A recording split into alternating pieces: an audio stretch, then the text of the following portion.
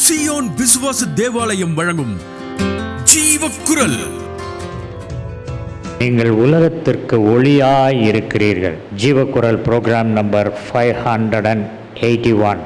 Mark எழுதின சுவிசேஷம் 4ஆம் அதிகாரம் 21ஆம் வசனம். பின்னும் அவர் அவர்களை நோக்கி, விளக்கை தண்டின் மேல் வைக்கிறதற்கே அன்றி மரக்காலின் கீழாகிலும் கட்டிலின் கீழாகிலும் வைக்கிறதற்கு கொண்டு வருவார்களா? இந்த பகுதியில் விளக்கை பற்றி பேசியிருக்கிறது. Matthew's gospel chapter 5 verse 14.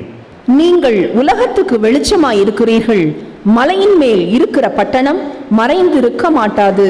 நீங்கள் கோயம்புத்தூர்லேருந்து ஊட்டிக்கு போகும்போது மலை நைட்டில் ட்ராவல் பண்ணிங்கன்னா மலையின் மேல் இருக்கிற பட்டணத்தை அப்படியே லைட்ஸில் பார்ப்பேன். அது மறைந்து இருக்காது. மேத்யூஸ் காஸ்பலில் 5:13 நீங்கள் உலகத்துக்கு உப்பாய் இருக்கிறீர்கள் என்று சொன்னார். நீங்கள் பூமிக்கு உப்பாய் இருக்கிறீர்கள். உப்பானது சாரமற்று போனால் எதினால் சாரமாக்கப்படும்? வெளியே கொட்டப்படுகிறதற்கும் மனுஷரால் மிதிக்கப்படுவதற்குமே ஒழிய வேறொன்றுக்கும் உதவாது.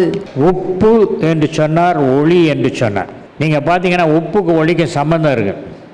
உப்பு கடலோடு கடலாய் கலந்திருக்கும்.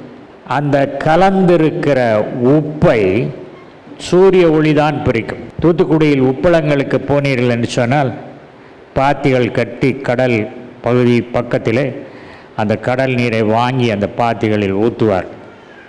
அந்த வெளிச்சம் பட அந்த தண்ணீர் நீராவியாகி உப்பளங்கள் அங்கே உப்பு உற்பத்தி ஆகிறதை காணலாம். உப்புக்கும் ஒளிக்கும் ரொம்ப சம்பந்தம் உண்டு. கடலிலிருந்து ஒளிதான் உப்பை பிரிக்கிறது. அதில் உப்பு சாரமற்று போனால் எதினால் சாரமாக்கப்படும்? அது தெருவிலே கொட்டப்பட்டு மக்களால் மிதிக்கப்படுவதற்குத்தான் அது பயன்படும். அது எப்படி சாரம் போய் உப்பு சுவை இல்லாமல் போய்விடுமா அப்படின்னு ஒருவர் கேட்டார். எருசலேமில் ஒரு அக்கினி அடுப்பில் மேலே ஒரு தகடு போட்டு அந்த தகட்டில் உப்பை பரப்பியிருப்பாங்க. அதுக்கு மேலே தான் பாத்திரங்களை வைத்து அவர்கள் தோசை சுடுறது இதெல்லாம் பண்ணுவாங்க. இந்த மாதிரி உப்பு என்ன செய்யணும்? It will retain the heat. அந்த வெப்பத்தை அது தன் அண்டை பிடித்து வைத்து கொள்ளும் ரொம்ப நேரம். அப்போ என்ன செய்வாங்கன்னு சொன்னால், இது கொஞ்ச நாள் ஆக அந்த உப்பு பிடித்து அந்த வெப்பத்தை வச்சிருக்கிற சக்தி குறைஞ்சி போயிடும். அந்த வேளையில் அந்த உப்பு எடுத்து வாயில் போட்டால் உப்பு சுவையே இருக்காது. உடனே என்ன செய்வாங்க? அதை எடுத்து அப்படியே கொட்டிடுவாங்க, வாசலில் கொட்டிடுவாங்க. எல்லாரும் மிதிக்கிறது. சாரமற்று போன உப்பு அனலை பிடித்து வைத்து கொள்ள முடியாது. அதனால் அதை கொட்டிடுவாங்க, எல்லோரும் மிதிச்சிட்டு போவாங்க. அந்த வெப்பம் சாரம் எதனால் உண்டாகிறது என்றால், that is anointing. When a person loses the anointing because of carelessness, it becomes terrible. அவனை தூக்கி கொட்டிடுவாங்க. இது ஆண்டவர் உலகத்திற்கு உப்பாயிருக்கிற நாம். உப்பு எப்படின்னு சொன்னால், பாத்திரத்தில் கத்திரிக்காய், குழம்புல கத்திரிக்காய் எடுக்கலாம், முருங்காய் எடுக்கலாம், உப்பு எடுக்க முடியுமா? அது அனானிமஸாக மறைஞ்சு தெரியாமல் போயிடும். ஆனாலும் தெரியாமல் இருந்தாலும் இட் ஷோஸ் இட்ஸ் இன்ஃப்ளூயன்ஸ். மருத்துவர் எனக்கு சொன்னது, உப்பு இல்லாமல் சாப்பிடுங்கள், உப்பில்லா பண்டம் குப்பையிலே. விளக்கை கொளுத்தி மரக்காலில் மூடி வைக்காமல் விளக்கு தண்டின் மேல் வைப்பார்கள். மத்தேயு 5:15. விளக்கை கொளுத்தி மரக்காலால் மூடி வைக்காமல் விளக்கு தண்டின் மேல் வைப்பார்கள். அப்பொழுது அது வீட்டில் உள்ள யாவருக்கும் வெளிச்சம் கொடுக்கும். மார்க்கில் வாசிக்கும் போது அந்த விளக்கை பற்றி 3 காரியம். ஒன்று விளக்கை மரக்காலுக்கு உள்ளே வைக்கிறது. 2வது விளக்கை கட்டிலுக்கு கீழே வைக்கிறது. 3வது விளக்கை விளக்கு தண்டிலே வைக்கிறது. நம்ம தான் லைட்டு.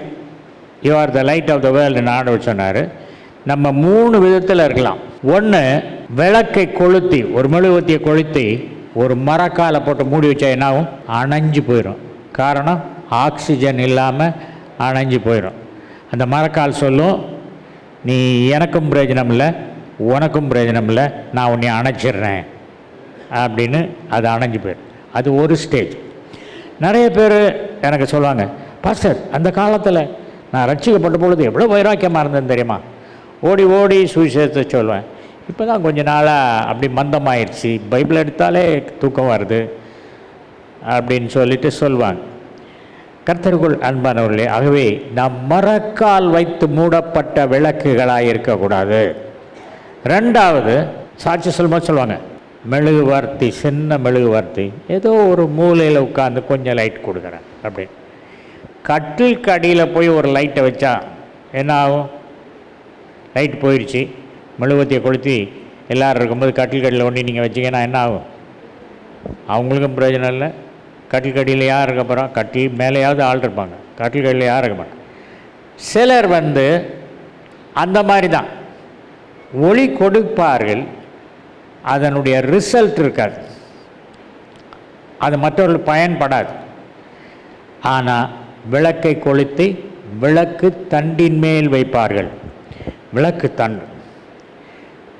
தண்டு இயேசு கிறிஸ்து அந்த ரெவலேஷன் சாப்டர் 2ல் 7 நட்சத்திரங்களை கரத்தில் ஏந்தி 7 பொன் குத்து விளக்குகளின் மேல் மத்தியில் நடை போடுகிற தேவன் நம்மோடு நடை போட வேண்டுமென்றால் நம் விளக்கு எங்கே வைக்கப்பட்டிருக்க வேண்டும்? விளக்கு தண்டில். விளக்கு தண்டு என்ன இதில் செய்யப்பட்டிருக்கு? பொன்னால் செய்யப்பட்டிருக்கு. பொன்னால் செய்யப்பட்ட தண்டின் மேல் விளக்கு வைக்கணும். பொன்னா என்னது? ஆண்டவருடைய வார்த்தை. ஆண்டவருடைய வார்த்தை பொன்னாக இருக்கு, புடமிடப்பட்ட பொன். நம்ம வாழ்க்கை ஆண்டவரால் புடமிடப்பட்ட தங்கத்திலே, தங்க வாக்கியம்னுவாங்க. நான் சண்டே ஸ்கூல் படிக்கும்போது மனப்பாடமாக படிக்க வேண்டிய வசனத்துக்கு என்ன சொல்லுவாங்க? தங்க வாக்கியம். கேள்விப்பட்டிருக்கீங்களா? தங்க வாக்கியம், கோல்டன் டெக்ஸ்ட். அது மாதிரி நாம் வசனத்தின் மேல் நின்றால் தான் ஒளிர முடியும்.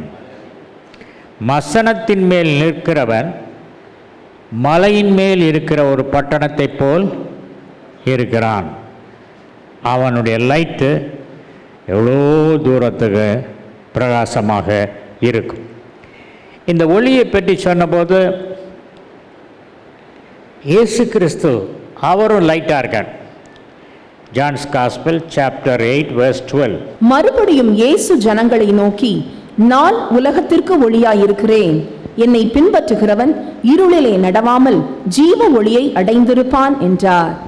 இந்த ஒளி ஜீவ ஒளி. It is liquid light. 2 இடத்துல ஆண்டவர் ஒளி உண்டாக்குறார். லெட் தேர் பி லைட் அப்படின்னு சொல்றார். ஒளி உண்டாக்கடவன் சொன்னார். அப்பொழுது உண்டான ஒளி பரலோகத்தின் மகிமையின் ஒளி. முதல்ல சொன்னது லெட் தேர் பி லைட் ஆண்டவர் சொன்னது, அது பரலோகத்தின் மகிமையின் ஒளி. The frequency of that light is the frequency of glory. மகிமையின் அலைவரிசைகள்.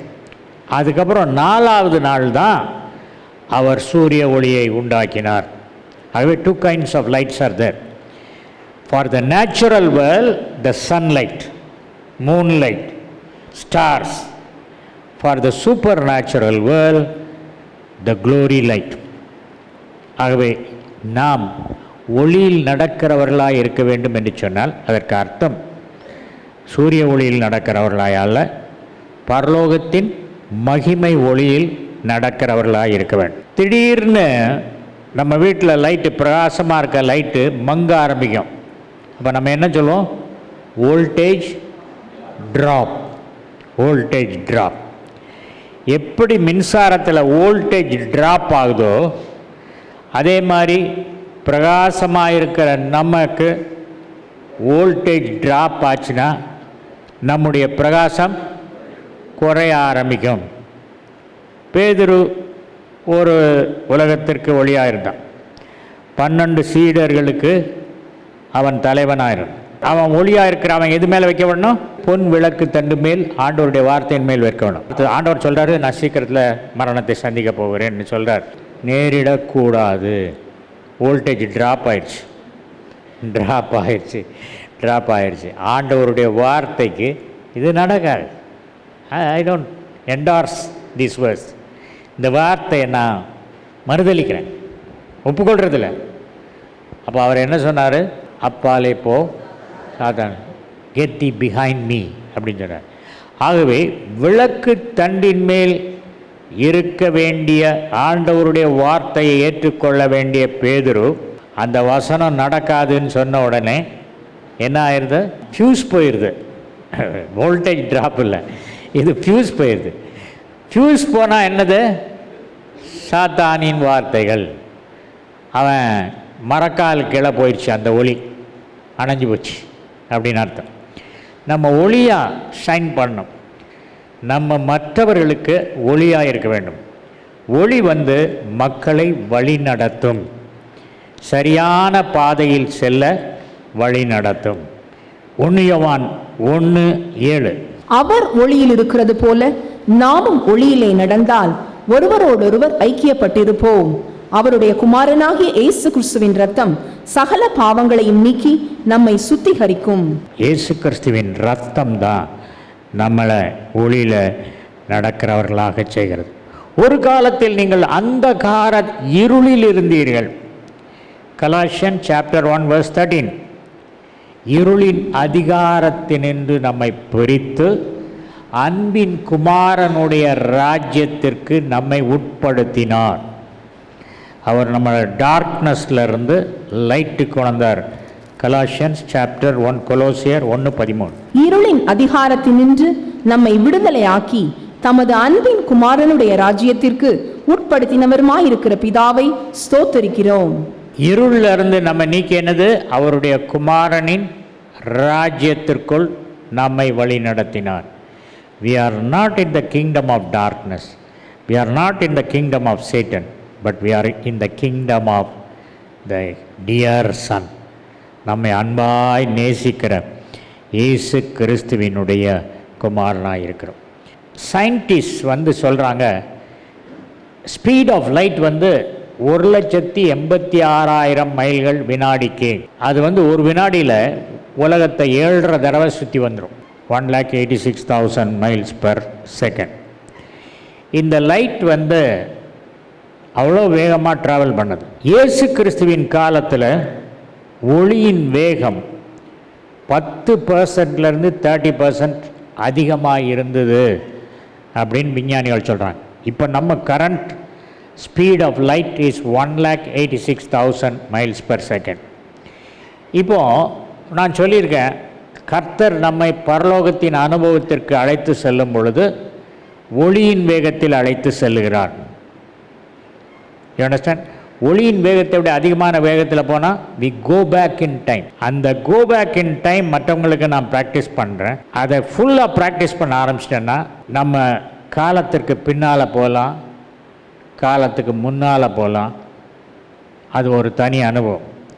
தரிசனங்களை காணலாம், வரும் காரியங்களை நாம் காணலாம். ஆண்டவர்கிட்ட கேட்ட வேறு என்ன சொல்கிறது ஒளியை பற்றின்னு? அவர் சொன்னார், there are 10 properties of light. ஒளிக்கு எத்தனை குணாதிசயங்கள்?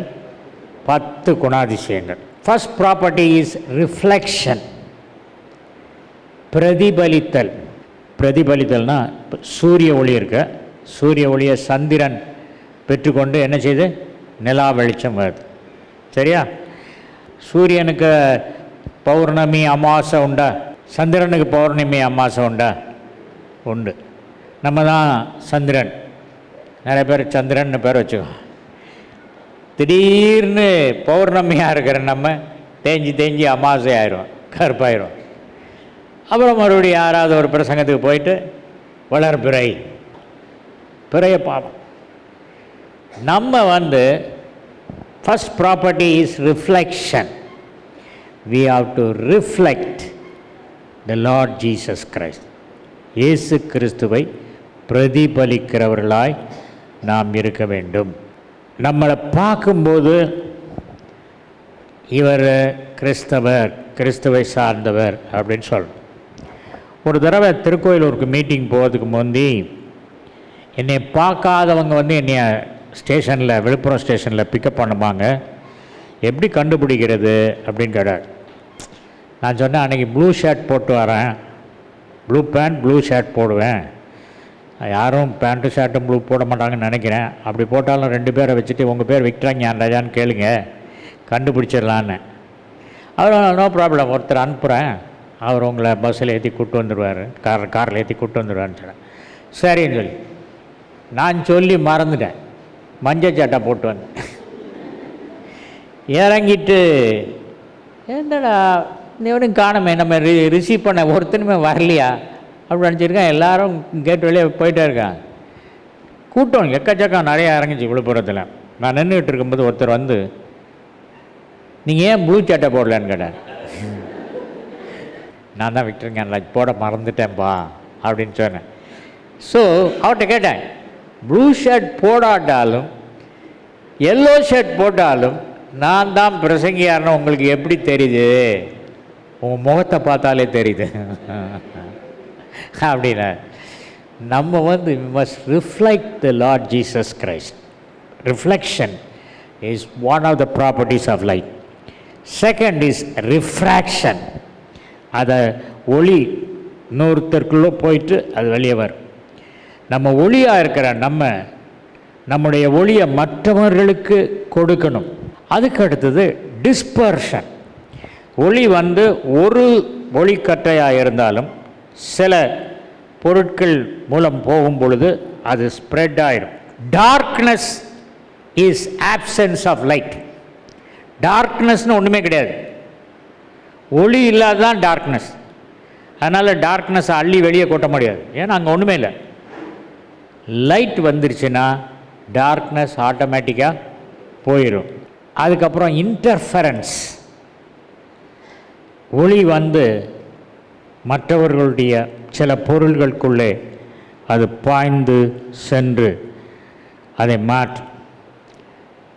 ரொம்ப நாள் நான் படுத்திருந்த கட்டிலில் ஒரு பிளாங்கெட் இருந்தது. அந்த கட்டில் நான் வேறு கட்டில் மாற்றிட்டதுனால அது அப்படியே கிடந்தது. திடீர்னு அந்த பிளாங்கெட்டை காணும். வைப்ட எங்கே காஸ்ட்லி பிளாங்கெட்டை காணணும்.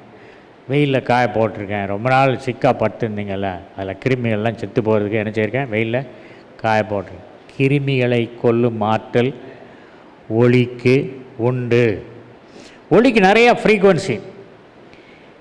ஒளி நீங்கள் உலகத்துக்கு ஒளியாக இருக்கிறீர்கள்னு சொன்னார்.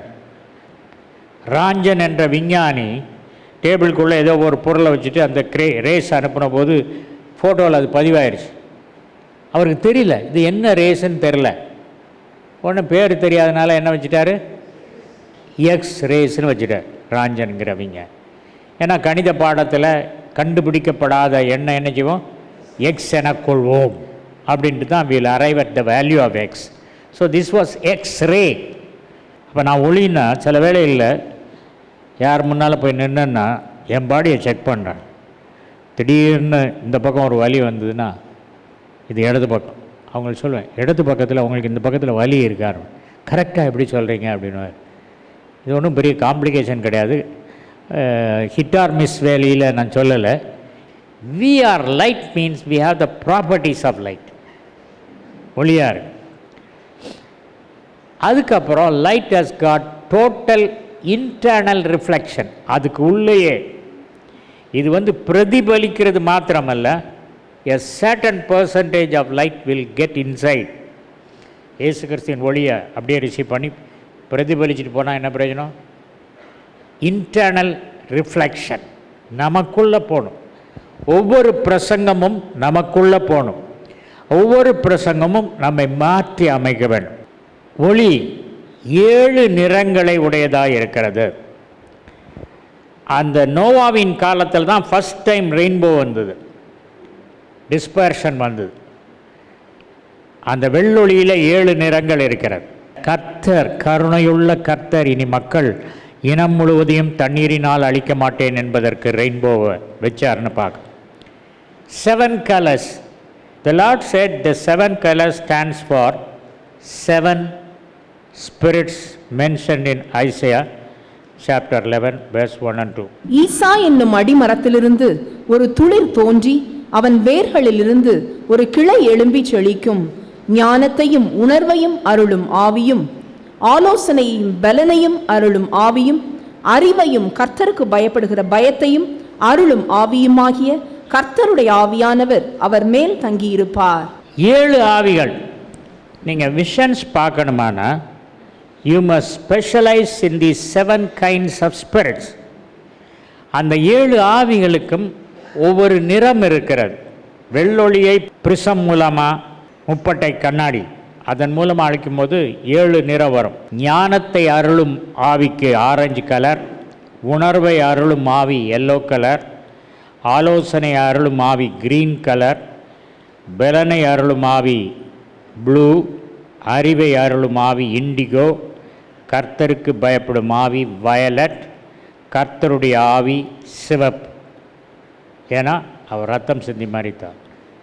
இந்த லைட்டில் நீங்கள் ட்ரீம் இன்டர்பிரட் பண்ணும்போது, சொப்பனத்துக்கு விளக்கம் கொடுக்க ஆரம்பிக்கும் பொழுது நீங்கள் என்ன செய்யணும்னா, இந்த நிறங்கள் 7 ஆவிகளுடைய அந்த நிறங்கள் சொப்பனத்தில் முக்கிய பங்கு பெறுகிறது. என்ன கலரில் பார்த்தீங்க? அவர் சொன்னார், சால்வை சிவப்பு கலரில் பார்த்தேன். Jesus was indicating to him, I shed my precious blood. வழக்கமாக நீங்கள் யாரும் தரிசனம் பார்த்தீங்கன்னா என்ன நடக்கும்னு சொல்கிறேன். நான் முதல்ல தரிசனம் பார்க்கும்போது அப்படி மக்கு மாதிரி நின்றுட்டேன். என்ன செய்யலை, பேசலை, ஒன்றும் செய்யலை. அப்படி நிற்கக்கூடாது. திகைத்து போய் தரிசனம் கண்டால் நிற்கக்கூடாது. என்ன செய்யணும்? ஆவியானவரே இதற்கு என்ன அர்த்தம்னு தைரியமாக கேட்கணும். தரிசனம் பார்க்கும்போது முதல்ல டார்க்னஸ் வரும், பயந்து போய் எல்லோரும் நிறுத்திடுவாங்க. ஆவியானவரே கொஞ்சம் ஒளி தாங்க, லைட் தாங்க, ஏன் இருட்டாக இருக்குது அப்படின்னா லைட் வரும். அதனால் யூ மஸ்ட் ஸ்பீக். எது பேசுகிறது வேணால் கேள்வியாக கேட்கணும். You have to ask questions. ஆண்டவர்கிட்ட கொஸ்டின் கேட்கணும். உலக மக்களுக்கு அன்பு தழியும் பொழுது நமக்கு அன்பு அதிகரிக்க வேண்டும். உலகத்தில் என்ன நடக்குதோ அதுக்கு ஆப்போசிட்டாக நமக்கு நடக்கும். ஆப்போசிட்டாக நடக்கும்போது அன்பு நம் உள்ளத்தை நிரப்பும் பொழுது எந்த இருளின் சக்தியும் நம் பக்கத்தில் வராது. ஆசீர்வாதமாக இருப்போம். ஜீவக்குரல் 14/1 மங்கம்மாள் சாலை, KK நகர் அஞ்சல், திருச்சி 620021, தமிழ்நாடு, தென்னிந்தியா.